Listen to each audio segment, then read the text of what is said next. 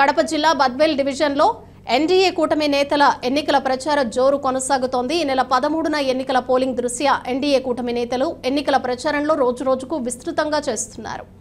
జనసేన కూటమి ఎమ్మెల్యే అభ్యర్థి బొజ్జ రోసన్న, టీడీపీ బద్వేల్ సమన్వయకర్త రితేష్ కుమార్ రెడ్డిల ఆధ్వర్యంలో జోరుగా ఎన్నికల ప్రచారం నిర్వహిస్తున్నారు.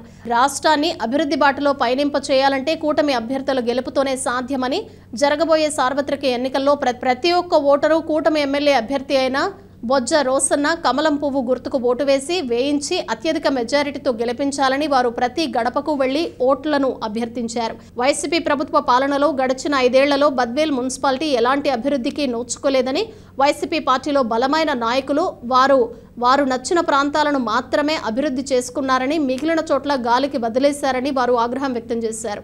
ఇప్పటికైనా ప్రజలందరూ ఒక తాటిపై నిలబడి మన అభివృద్ధికి మనమే బాటలు వేసుకోవాలని వారు పేర్కొన్నారు. ఈ కార్యక్రమంలో టీడీపీ పట్టణ అధ్యక్షుడు వెంగల్ రెడ్డి, జనసేన పార్టీ నాయకులు బసివి రమేష్, బీజేపీ, టీడీపీ, జనసేన ముఖ్య నేతలు జీవి సుబ్బారెడ్డి, రమణయ్య, శ్రీనివాసులు, కొలవలి వేణుగోపాల్, కృష్ణారెడ్డి, చరణ్, రామసుబ్బయ్య, సుబ్బారాయుడు, రామ్మూర్తి నాయుడు, కార్యకర్తలు పెద్ద ఎత్తున ప్రజలు పాల్గొన్నారు.